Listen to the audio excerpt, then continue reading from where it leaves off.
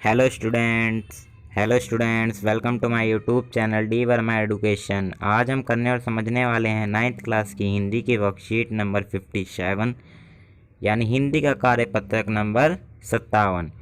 आज हमारी वर्कशीट में जो टॉपिक दिया गया है वाक लद्याक पुनरावृत्ति। आज हम वाक लद्याक पढ़ेंगे। आपने पिछली वर्कशीट में भी वाक लद्याक पढ़ा होगा। इसमें वाक का पार्ट 2 दिया गया है, आपने पार्ट 1 पढ़ा होगा। पहली वर्कशीट में नहीं पढ़ा तो हमारी इस वीडियो के डिस्क्रिप्शन में आपको वो नोट आपको लिंक मिल जाएगा, आप देख सकते हैं वहाँ जाके। ठीक है, तो आइए अपनी वर्कशीट की ओर चलते हैं।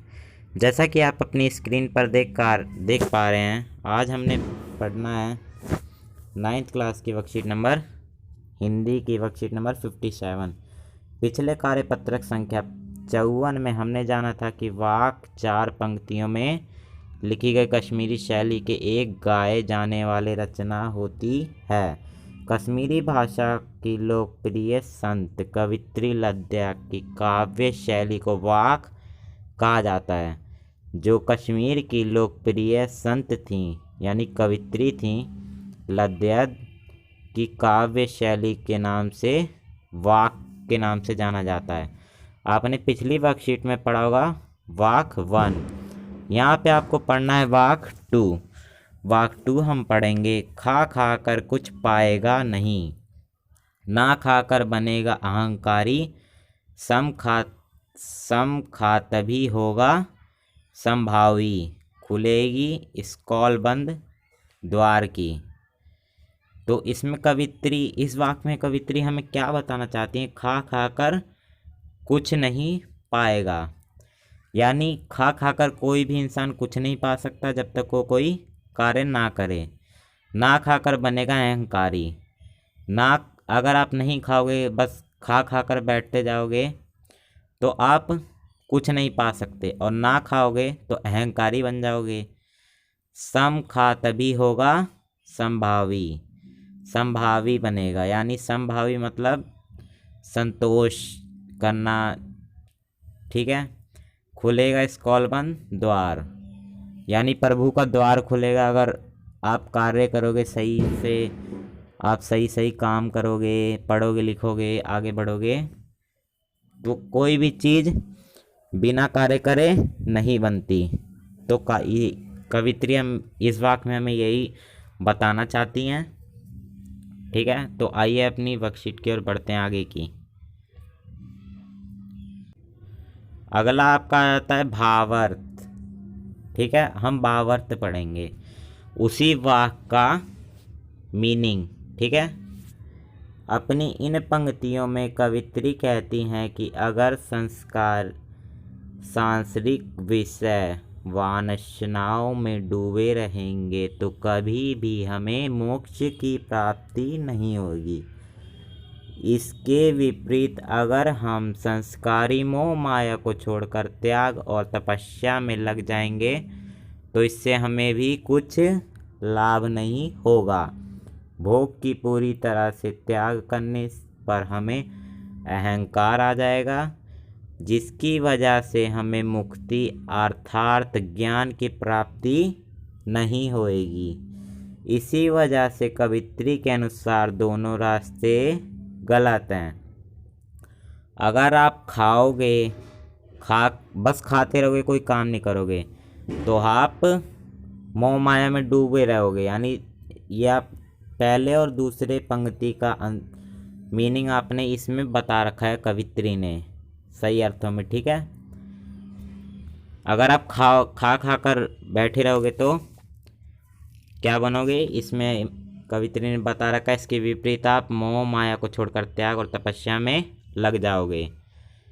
अगर आप नहीं खाओगे तो आप अहंकारी हो जाओगे, अहंकार आ जाएगा आप में, त्याग दोगे भोजन। तो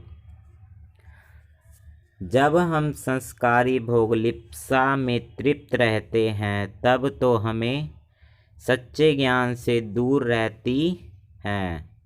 इसके विपरीत हम जब त्याग और तपस्या में लीन हो जाते हैं तब हमारे अंदर अहंकार रूपी अज्ञान आ जाता है, जिसके द्वारा हम सच्चे ज्ञान की प्राप्ति नहीं कर पाते। इसलिए कवित्री हमें बीच का मार्ग अपनाने के लिए कह रही है, जिससे हमारे अंदर वासना और भोग लिप्सा भी नहीं हो और ना ही अहंकार हमारे अंदर पनप पाए। तभी हमारे अंदर समानता की भावना रह पाएगी। इसके बाद ही हम प्रभु की भक्ति में सच्चे मन से लीन हो सकते हैं। जो कवित्री है हमें तीसरी लाइन में जो लिखा है वो हमें अपनाने को कह रही है कि उससे हम अपने मतलब जो है कवित्री अपनाने तीसरा मार्ग इसलिए अपनाने को कह रही है क्योंकि हम वासना भोग लिप्सा में लीन हो जाएंगे। तभी हमें प्रभु की भक्ति में सच्चे मन से लीन हो सकते हैं, नहीं तो अर्थात नहीं। ठीक है, तो यही थी वर्कशीट आपकी वर्कशीट में जो क्वेश्चन गिव किए गए हैं हम दिखाते हैं। आपकी वर्कशीट में ये 5 आसान से क्वेश्चन दिए गए हैं। पहला क्वेश्चन, कवित्री बीच का मार्ग अपनाने की सलाह क्यों देती है? दूसरा प्रश्न, बंद द्वार की सांकला खोलने के लिए कवित्री ने क्या उपाय सुझाया है? तीसरा प्रश्न, कवित्री ने ईश्वर को प्राप्त करने के लिए कौन से 2 रास्ते गलत कहे हैं? चौथा प्रश्न, प्रस्तुत वाक्य में कवित्री क्या प्राप्त करना चाहती हैं? ठीक है, ये आपका 5वां प्रश्न, आपका गद्यांश जो हर वर्कशीट में दिया जाता है। खा खा कर कुछ पाएगा नहीं, ना खाकर बनेगा अहंकारी। प्रस्तुत पंक्ति का भाव स्पष्ट कीजिए। पहली दूसरी पंक्ति का भाव स्पष्ट करना है जो वाक्य में था। तो आइए अपने आंसर्स की ओर चलते हैं। ये आपका आ जाता है पहले प्रश्न का उत्तर, कवित्री बीच का मार्ग अपनाने की सलाह क्यों दे रही है? कवित्री ने बीच का मार्ग अपनाने की सलाह इसलिए दी क्योंकि मानव भोग विलास और त्याग के बीच संतुलन बना के ईश्वर को प्राप्त कर सकता है। जो मानव भोग यानी खाना, विलास मतलब यानी थोड़ी सी तपस्या, और त्याग मतलब कुछ चीज़ों का त्याग, ठीक है, बनाकर ईश्वर को प्राप्त कर सकता है। संतुलन बना रहेगा तो आप ईश्वर को प्राप्त कर लोगे। अर्थात अगर आप बस बैठ के खाओगे, कोई काम नहीं करोगे तो आप नहीं कर पाओगे, या फिर नहीं खाओगे तो अहंकारी हो जाओगे, तो भी ईश्वर प्राप्त नहीं होंगे। अगर दोनों चीज़ आप करोगे तो ईश्वर प्राप्त होंगे क्योंकि आपका संतुलन बना रहेगा। ये था आपका पहला प्रश्न। आइए अपने दूसरे प्रश्न की ओर चलते हैं। यह आपके दूसरे प्रश्न का उत्तर लिखा हुआ है। बंद द्वार की सांकल खोलने के लिए कवित्री ने क्या उपाय सुझाया? क्या उपाय सुझाया? बंद द्वार की सांकल खोलने के लिए कवित्री ने उपाय सुझाया है कि भोग विलास और त्याग के बीच संतुलन बनाए रखकर हमें बीच का मार्ग अपनाना चाहिए। बीच का मार्ग अपनाना चाहिए भोग विलास और त्याग के संतुलन के बीच। तो ये थे आपके पहले दूसरे प्रश्न। आइए तीसरे की ओर चलते हैं। ये आपका आ जाता है तीसरा प्रश्न, कवित्री ने ईश्वर को प्राप्त करने के लिए कौन कौन से 2 रास्ते गलत कहे हैं? कवित्री ने ईश्वर को प्राप्त करने के लिए संस्कारी मोह माया तथा त्याग दोनों को गलत कहा है। मोह माया में पढ़कर या त्याग कर कर हम ईश्वर को नहीं पा सकते, ठीक है, ये गलत रास्ता है, कवित्री ने बताया है। ये आ जाता है आपका चौथा प्रश्न, प्रस्तुत वाक्य में कवित्री क्या प्राप्त करना चाहती हैं? प्रस्तुत वाक्य में कवित्री मोक्ष अर्थात ईश्वर को प्राप्त करना चाहती हैं। मोक्ष अर्थात ईश्वर प्राप्त करना चाहती हैं और किसी मोह माया में नहीं रहना चाहती हैं, किसी भी अंधविश्वास में नहीं रहना चाहती हैं। वो ईश्वर को प्राप्त करना चाहते हैं बिना अंधविश्वास के, ठीक है। ये था आपका तीसरा चौथा। आइए पांचवे की ओर बढ़ते हैं। अगला आपका आ जाता है पांचवा प्रश्न, खा खा कर कुछ नहीं पाएगा, ना खाकर बनेगा अहंकारी। प्रस्तुत पंक्ति का भाव स्पष्ट कीजिए।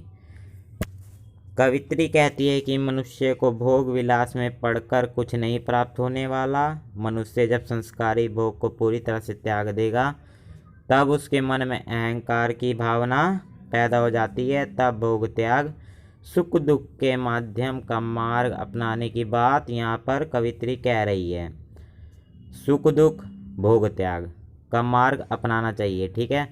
क्योंकि अगर जीवन में सुख ही सुख रहेगा तो ऐसा हो नहीं सकता कि आपके जीवन में सुख ही सुख रहे, दुख ना आए। दुख जरूर आएगा। अगर दुख ही दुख रहेगा तो ऐसा हो नहीं सकता कि सुख ना आए, सुख जरूर आएगा।